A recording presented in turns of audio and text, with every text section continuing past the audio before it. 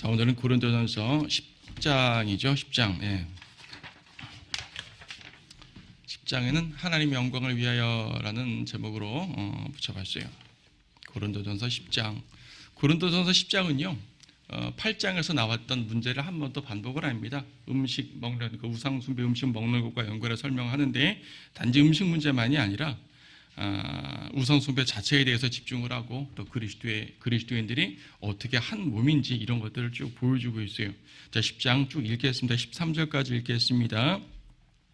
형제들아, 이제 나는 너희가 모르는 것을 원치 아니하노니 이는 우리 조상들이 모두 구름 아래 있었고 모두 바다를 통과하였으며 모두 구름과 바다 속에서 모세에게 침례를 받았고 또 모두 같은 영적 음식을 먹었으며 모두 같은 영적 음료를 마셨다는 것이라.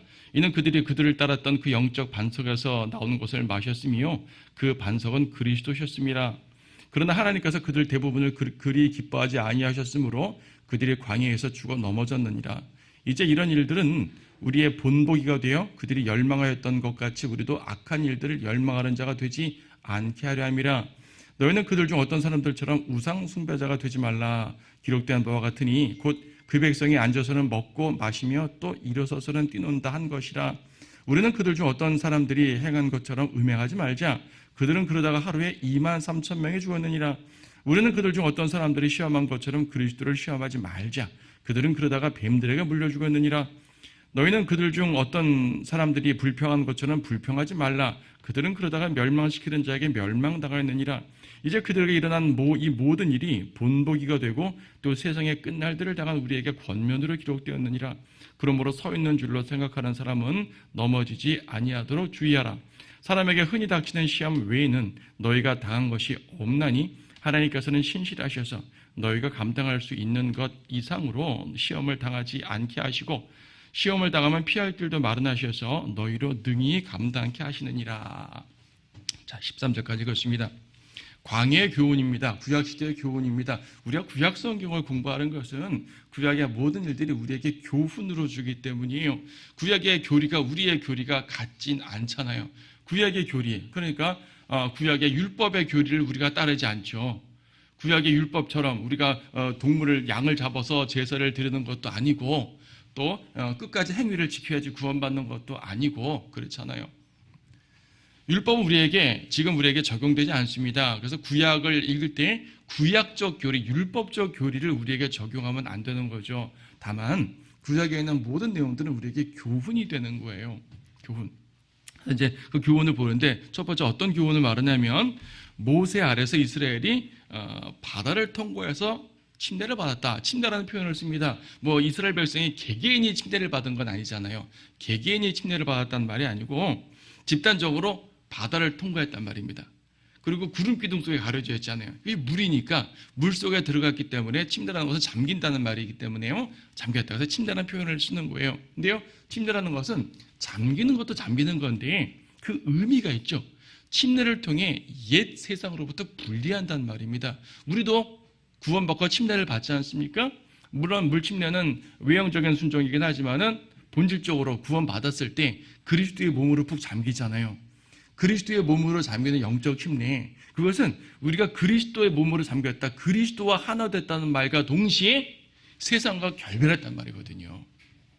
그렇죠. 세상과 결별한 겁니다.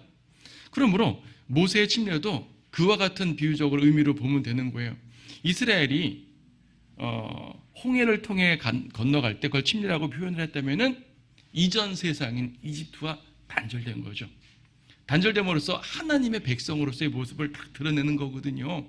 자, 하나님의 백성으로서 새롭게 탄생하는 모습입니다. 자, 우리 그리스도인들은 그리스도께 잠김으로써 세상으로부터 구원받는 거죠. 세상으로부터 분리됩니다. 자, 그래서 이제 구약 시대에 광야 생활을 성도들의 영적인 삶과 비유적으로 연결시켰어요. 교훈적으로 연결시켰어요.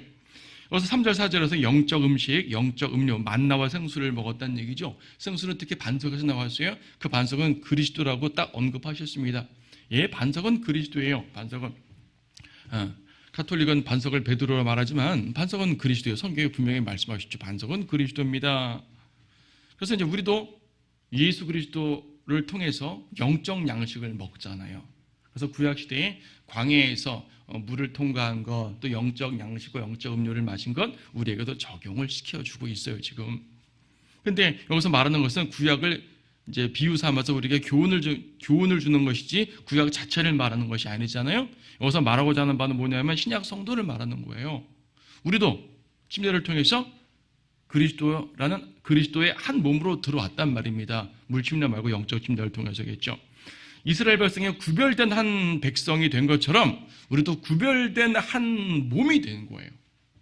구별된 한 몸. 지금 고린도전서 10장은요. 바로 구별된 한 몸이라는 개념을 처음부터 끝까지 말하고 있어요.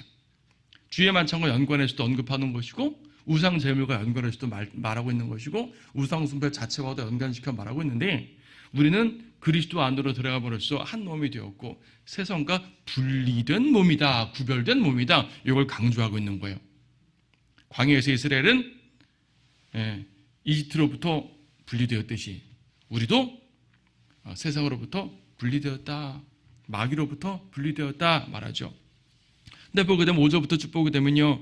이스라엘 백성들은 그렇게 분리된 백성임에도 불구하고 광야에서 범죄함으로 죽었단 말이에요. 멸망했단 말이죠. 많은 사람들이. 이것을 신약 성도에게 적용을 합니다. 본복이란 말을 쓰잖아요. 본복이. 11절도 본복이라고 말하고 있고 6절도 본복이라는 말하고 있어요. 왜 본복이냐면 광야 생활에서 이스라엘 백성들이 범죄함으로 떨어져 나갔다. 이것이 우리에게 본복입니다. 근데 어떤 본복이냐? 오해하시면 안 돼요. 이스라엘 백성들이 광야에서 떨어져 나감으로써 멸망했다는 것을 이 멸망이라는 개념으로 우리에게 적용을 해서 우리도 구원받은 성도가 죄 지으면 멸망한다. 구원을 잃어버린다. 지옥 간다. 이렇게 적용하는 게 아니라는 얘기죠. 그러한 본보기가 아닙니다. 그 본보기는 우리에게 어떤 본보기냐면은 징계에 대한 본보기예요. 징계.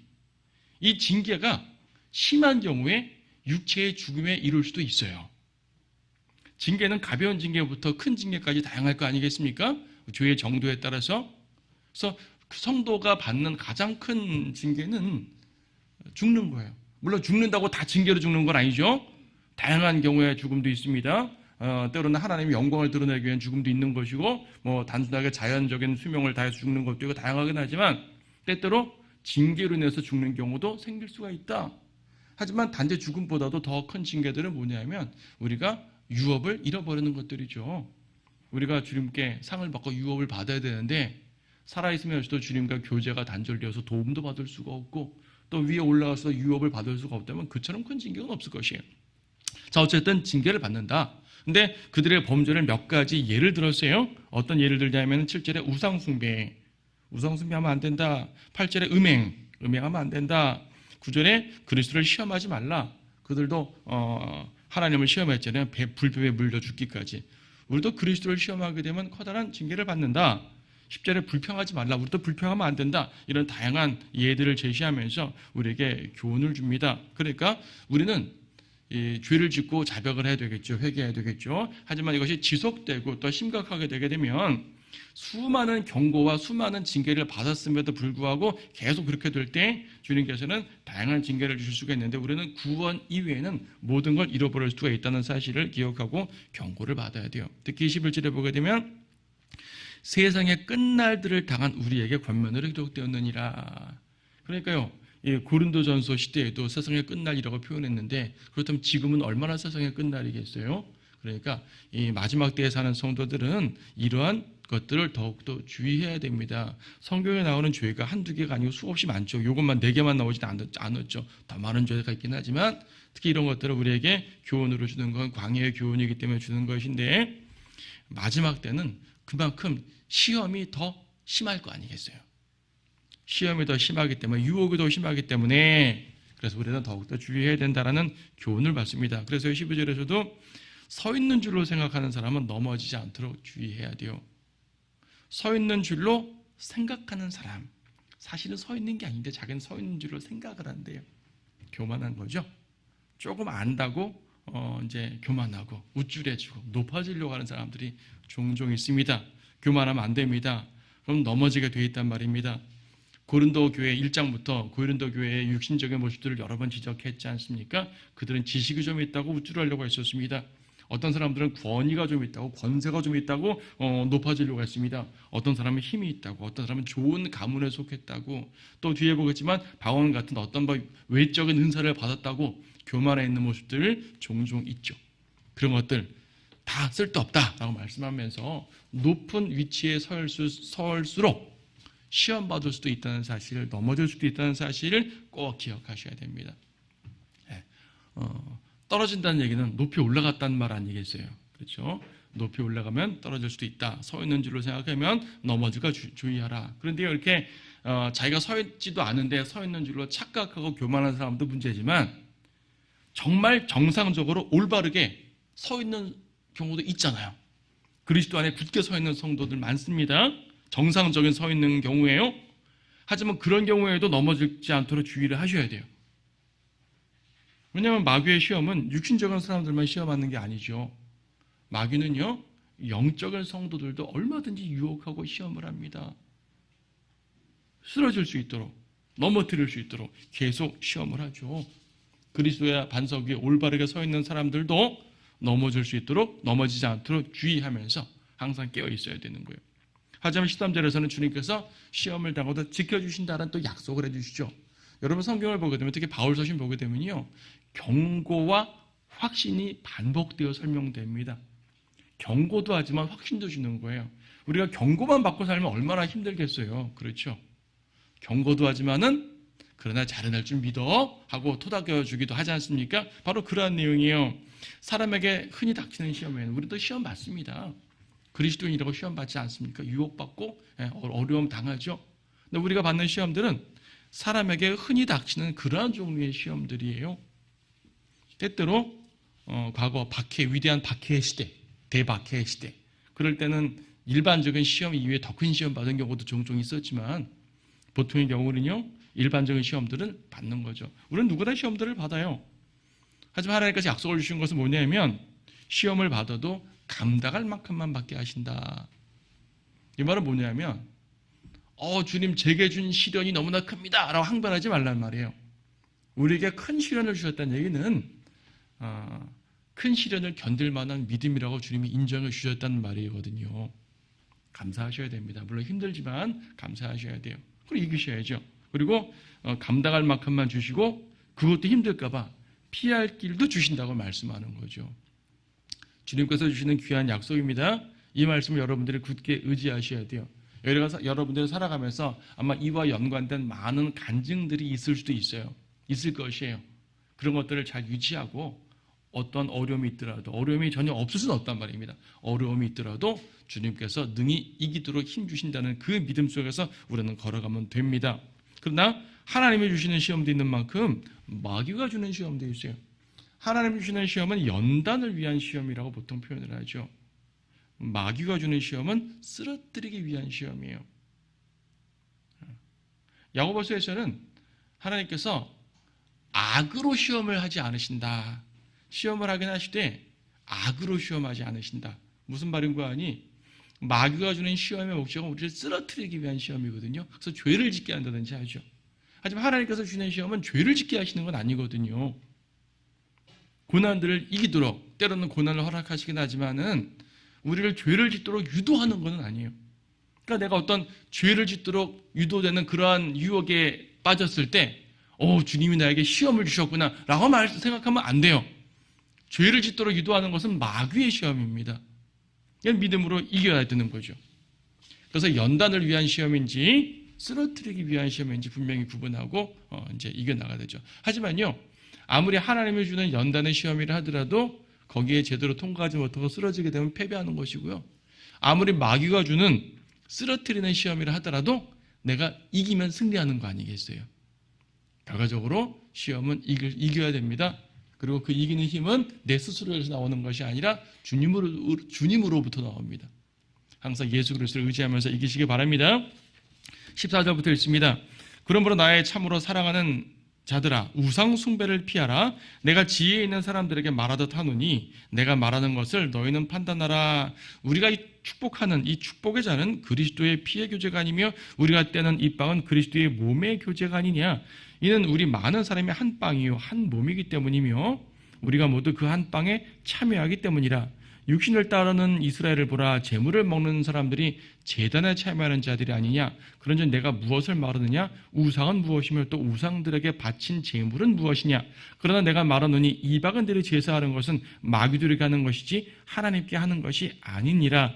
나는 너희가 마귀들과 교제하는 자들이 되는 것을 바라지 아니하노라. 너희는 주의 잔과 마귀들의 잔을 함께 마실 수 없으며 너희는 주의 식탁과 마귀들의 식탁에 함께 참여할 수 없느니라.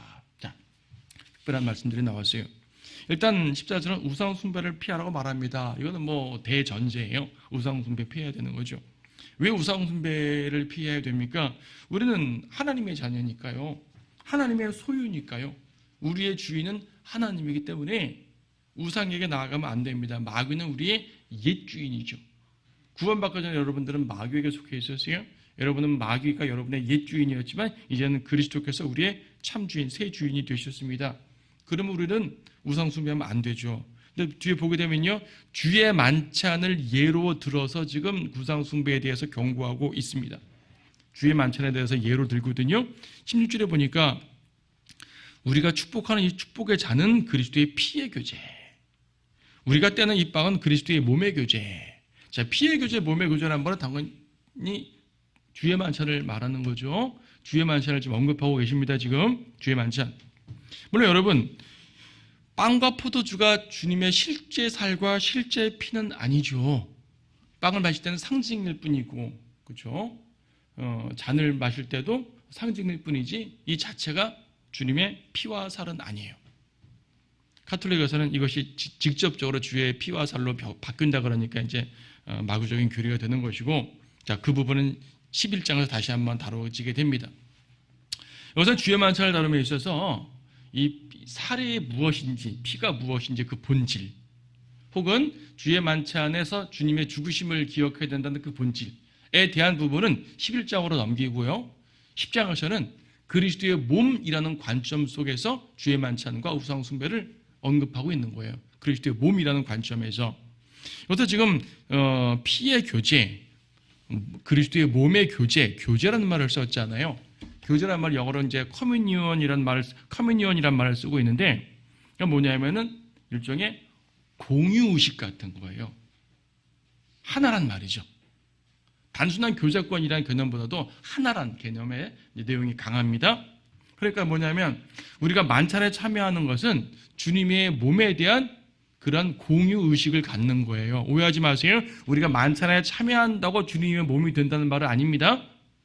가톨릭에서는 그렇게 가르치지 않아요. 만찬에 참여해야지 주님의 몸이 되는 거로 생각해요.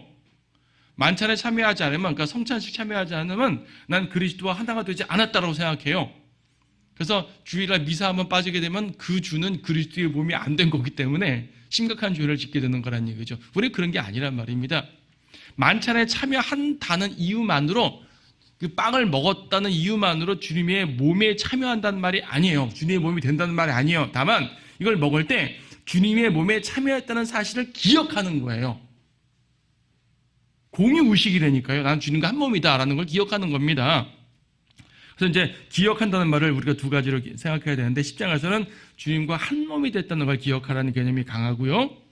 11장에서는 그리스도의 죽으심을 기억하라는 의미가 강해요. 그러니까 주의 만찬을 지금 고린도전서에서 10장, 11장 두 군데서 말하고 있는데, 보통 우리가 알고 있는 주님의 죽으심을 기억하는 것, 이 부분은 11장에서 교리적인 내용이 더 강조되고 있고, 10장은 교리적인 내용보다는 좀 더 실제적인 성도들의 그 영적인 삶에 대해서 강조하고 있는 겁니다. 그래서 마귀와 교제할 수 없다라고 말하는 것도 주와 한 몸인 우리가 우상과 교제할 수 없지 않냐 그 말이죠. 주님과 한 몸인데, 여기서 교제란 말은 커뮤니언, 하나란 개념인데 우상과 하나 되면 안 되잖아요. 그래서 우상 숭배를 금지하라고 말하고 있는 겁니다. 17절에서도 이는 우리 많은 사람이 한 빵이요 한 몸이기 때문이며 우리가 모두 그 한 빵에 참여하기 때문이라. 자, 16절에서는 우리가 그리스도와 한 몸이라는 개념, 그리스도와 연합했다는 개념을 강조했고, 17장에서는 우리끼리, 성도들끼리 우리가 한 몸임을 강조했어요. 당연히 우리는 그리스도 안에서 한 몸인 것이지 그리스도 밖에서 한 몸인 건 아니죠. 당연히 그리스도 안에서 한 몸인 건 맞지만 16장에서는 그리스도와 연합하는 개념, 17장은 성도들끼리 연합하는 개념을 강조했습니다. 그러니까 우리는 두 구절 합쳐보게 되면 우리는 그리스도 안에서 한 몸이라는 얘기예요. 한 덩어리라는 얘기죠. 왜 한 빵을 나눠 먹습니까? 서로 각각 빵을 싸워서 먹는 게 아니라 한 빵을 나누는 것은 우리가 한 몸임을 강조하는 거예요.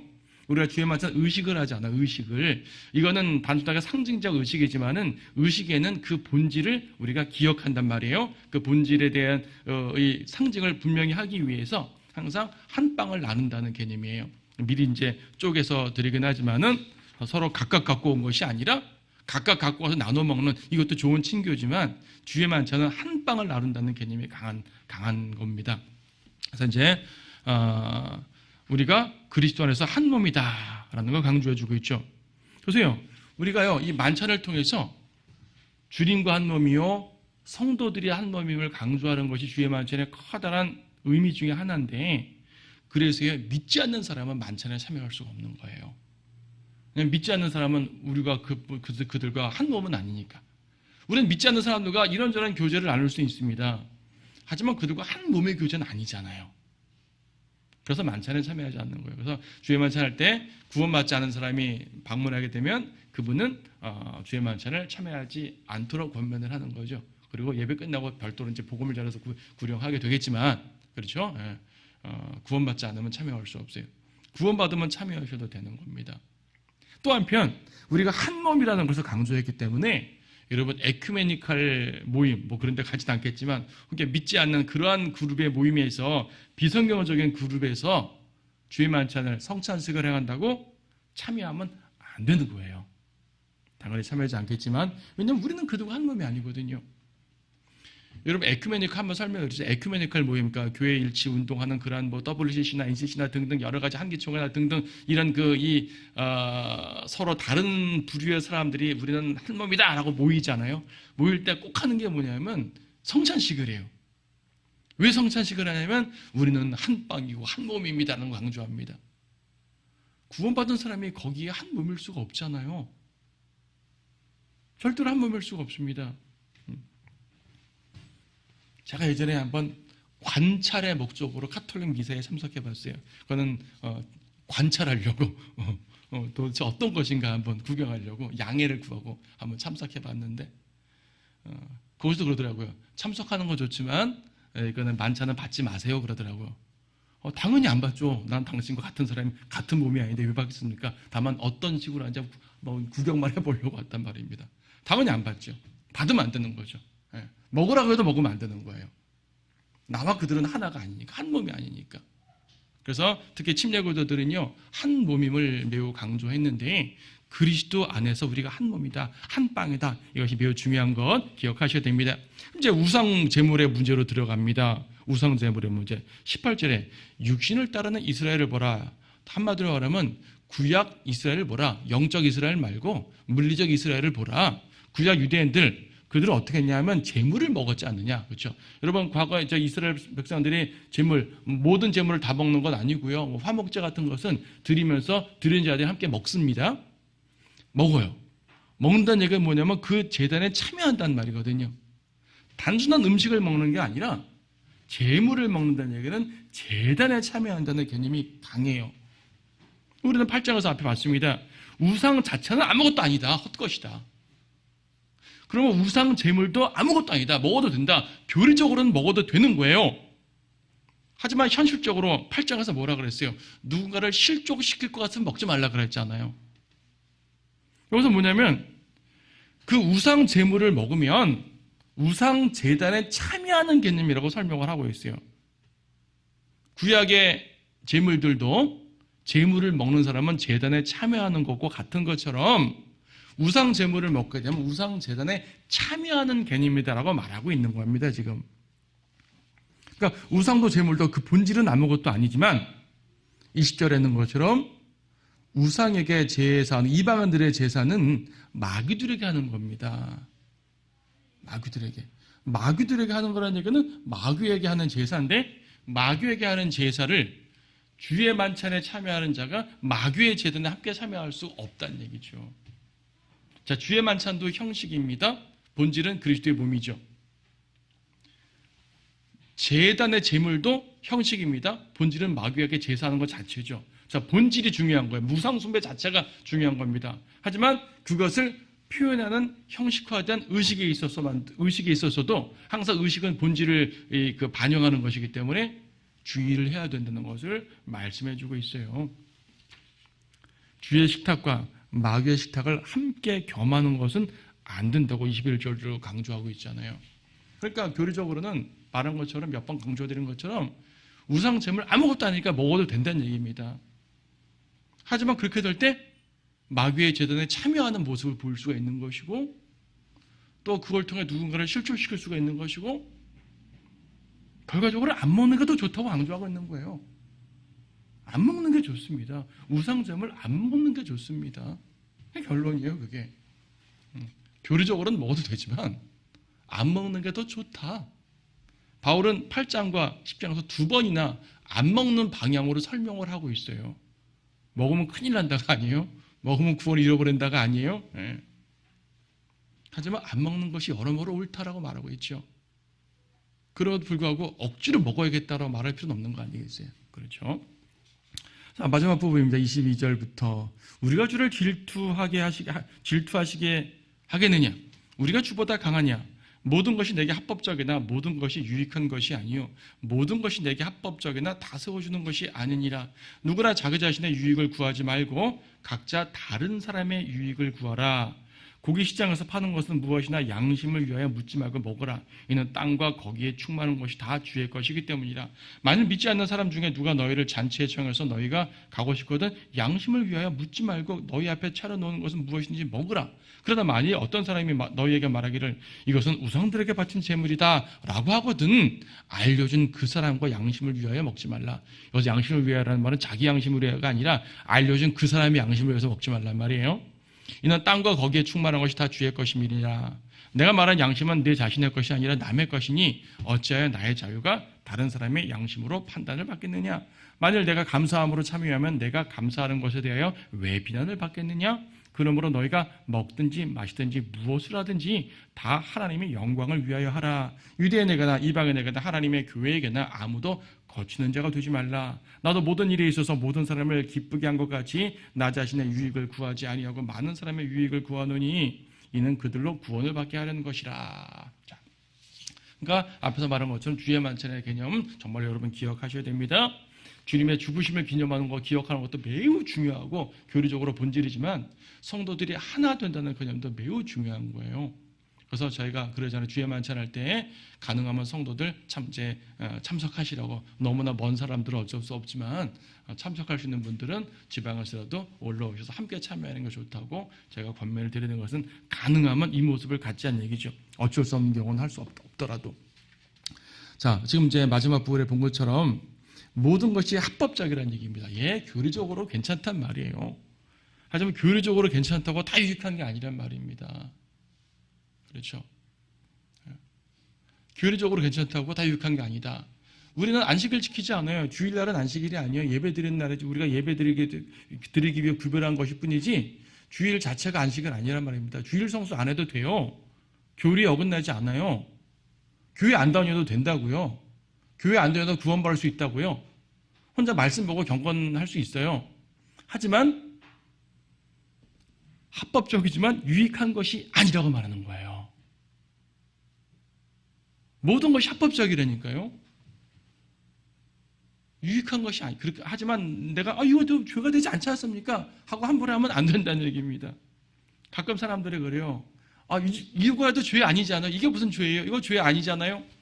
이러면 죄입니까? 아니 죄인이 아닌 일 따지지 말고 어떤 것이 더 그리스도인으로서 유익한 모습인지를 생각하는 말입니다. 어떻게 하는 것이 하나님 나라를 위하는 것이냐고 생각하는 거란 말입니다. 어떻게 하는 것이 주님께 영광을 돌리는 일인지를 생각하는 얘기입니다. 어떻게 하는 것이 성도들에게, 형제자매들에게 실족시키지 않고 그들을 권면할 수 있는 걸 생각하는 말입니다. 어떻게 하는 것이 죄인들에게 복음 전하기 위해서 더 유익한 것을 생각하는 말입니다. 이걸 말하는 거죠. 교리적으로 허용됐던 거 막 하지 말란 말입니다. 그래서 24절도 자기 자신의 유익이 아니라 다른 사람들의 유익을 위해서 행하란 말은 이제 희생하란 말이죠. 성도들을 위해서 혹은 죄인들을 위해서 자기 자신의 자유를 때로는 한층 내려놓을 수가 있는 것이죠. 앞에서도 말했죠. 우리는 자유로운 존재입니다. 뭘 해도 돼요, 그리스도 안에서. 하지만 나의 자유는요, 형제 사랑을 위해서 한층 내려놓을 수가 있어야 돼요. 강요에 의해서가 아니라 스스로. 복음을 위해서 한층 내려놓을 수가 있어야 돼요. 강요에 의해서가 아니라 스스로. 사도 바울이 그랬잖아요. 사도 바울은 여러 면에 걸쳐서 자기의 자유를 내려놓았어요. 복음을 위해서, 형제 사랑을 위해서. 그걸 우리에게 더욱더 강조해 주고 계십니다. 26절에 있는 것처럼 땅과 거기 충만한 것은 다 주의 것이라고 시편 24편 1절을 인용해 놓았는데요. 땅과 거기 있는 모든 것들 다 주님의 것이잖아요. 어차피 주님의 것이고 나는 주님의 것이기 때문에 나는 주님 안에서 땅에 있는 걸 다 누릴 수가 있어요. 특히 이 문제를 지금 이제 음식 먹는 문제, 특히 재물, 특히 고기 문제에 대해서 언급을 했는데, 뭐 당연히 재물은 고기를 재물로 드리는 것이니까 파는 건 뭐 마음대로 먹으라. 따지지 말고, 괜히 따지면 복잡해지니까 따지지 말고 먹으라는 얘기예요. 한번 설명드렸죠. 당시에는 이제 그 신전, 그리스 신전이니까요. 신전에서 이제 재물을 뭐 황소 한 마리 정도만 드리는 거 아니고 여러 마리를 드리거든요. 그러니까 그것을 바로 다 처리 못해서 시장을 판단 말입니다. 재물로 드렸다가 시장에 팔아요. 그러니까 시장에 유통되는 고기 중에 재물로 드렸던 고기도 있고 그냥 도축한 고기도 있을 거 아니겠어요. 그 일일이 구별해 먹지 말고 그냥 자유함으로 사 먹으라는 얘기입니다. 혹은 누가 27절에 있는 것처럼 믿지 않는 사람 중에서 이런 믿지 않는 친구들 있잖아요. 믿지 않는 사람들 같이 밥 먹자고 먹으라는 얘기죠. 그거 우상숭배자라고 해도 먹으라는 얘기죠. 굳이 따지지 말고 먹으라는 얘기고 자유롭게 하고 싶은 대로 하라는 얘기죠. 하지만 그 음식에 누군가가 이거 우상 바쳤던 음식인데요? 라고 말하면 먹지 말라고 말합니다. 무엇을 위해서? 알려준 그 사람과 그 사람의 양심을 위해서. 29절에 말했죠. 내가 말한 양심은 지금 내가 28절에서 말하는 그 양심은 우리 자신의 양심을 말하는 것이 아니라 남의 양심을 말하는 것입니다. 라고 이제 언급을 했잖아요. 그러니까 알려준 그 사람의 양심을 위해서 먹지 말란 말이에요. 그러니까 다른 사람이 실족하지 않도록 하라는 얘기죠. 그 사람의 양심이 뭔가 실족하게 되면 안 된다는 얘기입니다. 나의 자유로운 행동으로 인해서 다른 사람의 양심을 실족시키지 않도록 주의하라는 얘기죠. 그래서 이제 여기 29절에 있는 말씀은 이런 말이에요.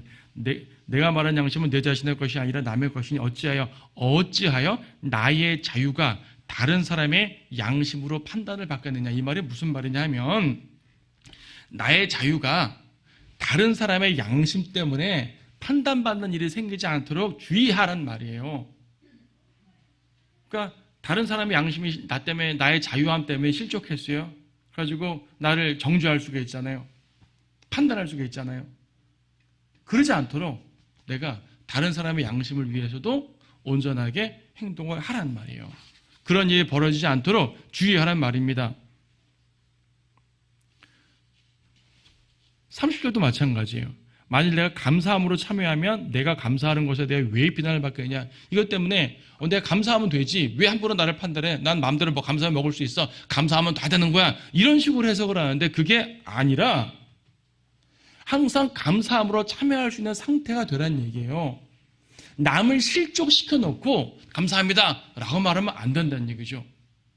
내가 우상 음식을 먹는 걸 누군가 보고 실족을 하는데 당신이 실족하든 말든 난 감사함으로 먹겠다. 난 감사함으로 먹으면 괜찮아. 이러면 안 된다는 얘기죠. 다른 사람을 실족시켜 놓고 함부로 감사하면 안 돼요. 그러니까 감사함으로 먹을 수 있다는 말은 다른 사람을 실족시키지 않는 상태에서 감사하게 먹으라는 이러한 상태가 되란 말이에요. 그걸 역설적으로 말하고 있는 겁니다. 여러분 그런 경우가 많죠. 우상제물 문제만이 아니라 세상에 다양한 문제가 있습니다. 다른 사람을 실족시키고 다른 사람을 억압하고 다른 사람을 착취해서 내가 부를 취했어요. 그러면서 나는 그 돈으로 11조도 내고 감사하면서 주님께서 축복해 주셨다고 말해요. 그러면 그 사람에게 착취당하고 억압당하고 고통받은 사람은 나 때문에 자기가 잘 되놓고 뭘 감사해? 나를 실족시켜놓고 이럴 수 있겠죠. 그건 온전한 감사가 아니죠. 지금 이 땅에 수많은 교회들에서 그런 일들이 벌어져요. 누군가를 괴롭게 한 상태에서 자기가 번성하니까 하나님 축복해 주셨다. 그건 축복 아니죠. 탐욕이죠. 다른 사람을 실족시켜 놓고 감사함으로 먹으면 다 허용되는 거야. 감사합니다. 그런 말이 아니란 말입니다. 감사함으로 떳떳이 먹을 수 있는 상태가 되란 말이에요. 역설적으로. 그러니까 주님께서 우리에게 말씀해 주시는 귀한 교훈 아니겠습니까? 그렇기 때문에 31절에 말하죠. 그러므로 너희가 먹든지 마시든지 무엇을 하든지 다 하나님의 영광을 위해 하라. 많은 사람들은 자기의 유익을 위해서 먹습니다. 하지만 여기서 하나님의 영광을 위해서 하라고 말하고 있어요. 자유함도 좋지만 하나님의 영광을 가리지 않도록 할 것이고 성도들을 실족시키지 않도록 할 것이고 믿지 않는 자들을 복음으로 이끄는데 방해가 되지 않도록 할 것이고 이것을 우리에게 권면으로 말씀하고 있는 겁니다. 하나님의 영광을 위해서 하라. 여러분들이 하나님의 영광을 위해 살지 않아도 돼요. 이미 구원받았기 때문에 하나님의 영광을 위해 살지 않고 여러분 자유롭게 죄짓고 살아도 구원을 잃어버리지 않는단 말이에요. 하지만 그건 결국 주님께서 우리에게 요구하시는 바가 아닌 것이죠. 그런 삶을 요구하지 않습니다. 또 그런 삶은 당연히 징계받는다고도 말씀하고 있고요. 그렇죠. 우리는 하나님의 영광을 위해서 하라. 그래서 하나님의 영광을 위해서 하라는 말은 삶의 모든 영역에 적용되는 말씀이에요. 그런데 문맥적으로는 뭐냐면 우상에 참여하는 거, 하나님의 영광 안 되는 겁니다. 당연히 안 되죠. 우상 숭배가 무슨 하나님의 영광 됩니까? 형제를 실족시키는 것, 하나님의 영광이 안 되는 거란 말입니다. 그렇죠? 그래서 우리가 하나님께 영광을 돌리려면 어떻게 우리가 행해야 되는 것인가, 이런 부분들에 대해서 성경이 강조하는 바를 여러분들이 깊게 인식을 하셔야 될 것입니다. 문맥적으로는 우상제물 먹는 문제, 형제 실족하는 문제에 한정됐지만 삶의 모든 영역에서 우리가 정말 하나님의 영광을 위해서 이 일들을 하고 있는 것인가, 이거 정말 중요합니다. 기억하셔야 됩니다. 그래서요 32절에서 유대인에게나 이방인에게나 하나님의 교회에게나 아무도 거치는 자가 되지 말라. 교리적으로는 유대인, 이방인, 교회 이렇게 세상 모든 사람들은 3구분되어 있다는 걸 말하고 있죠. 문맥적으로는 그걸 말하는 건 아니고 이 유대인에게도 거치는 자가 되지 말라. 유대인들의 율법 행하는 문제 앞에서도 말했잖아요. 유대인들 앞에서는 유대인처럼 하고 이방인들 앞에서는 이방인처럼 행동했다라고 말합니다. 이방인처럼 됐다고 말합니다. 유대인들을 거치지 않게 하려고 그런 거란 말입니다. 이방인들, 심지어 믿지 않는 자들에게도 거침이 되지 않으려고 했던 바울의 모습입니다. 당연히 하나님의 즉 성도들에게는 당연히 거침이 되지 말아야 될 것이고, 그러니까 성도들에게 거침이 되지 말아야 되는 건 당연한데 심지어 믿지 않는 세상 사람들의 불신자들에게도 가능하면 거치는 자가 되지 않으려고 해야 돼요. 왜? 무엇 때문에? 그들과 타협하기 위해서, 세상에서 편하고 잘 살기 위해서, 박해받지 않기 위해서가 아니라 이는 그들로 구원을 받게 하려는 것이라. 복음을 위해서예요. 그러니까 앞에서도 지난주도 말씀드렸던 것처럼 유대인에게는 유대인처럼, 이방인은 이방인처럼, 이 말이 타협하라는 말이 아니거든요. 교리적으로 타협하라는 말이 아니에요. 그런데 때때로 정말 중요한 구원의 교리라든지 정말 중요한 교리 아니고 지엽적인 것들, 우리의 행실과 어떤 이렇게 율법적인 삶, 의식적인 삶 이런 것들에 대해서 때때로는 그런 사람들에게 실족하지 않도록 우리 자신들을 필요하면 낮추고 그들에게 구원을 시키기 위해서, 복음 전할 기회를 얻기 위해서 나를 낮출 필요는 있다. 서였다가 뻣뻣이 내가 가진 교리는 다 맞아, 올바른 거야, 첨예하게 다룰 것이 아니라, 특히 첨예한 교리의 문제에 대해서 자기가 뭘 안다고 교만하게 주장할 것이 아니라 겸손한 마음으로 자신을 낮춰서 누구라도 더 한 명이라도 구원받을 수 있도록 기회를 만들란 말이죠. 그런 의미에서 음식 문제도 말씀하고 있는 것이고, 되게 성배로 가는 문제에서 강조하고 있는 것이고, 그리스도의 몸이라는 면에서 강조하고 있는 것입니다. 하나님과 그리스도 안에 들어갔기 때문에 그리스도와 한 몸, 우리 그리스도 안에 들어간 모든 성도들이 한 몸, 이 한 몸이라는 사실 정말 정말 귀한 겁니다. 이 사실을 기억하고 우리가 어떻게 성발하게 살아나가야 되는지 한 번 더 기억하는 우리 모든 성도들 됐으면 좋겠습니다.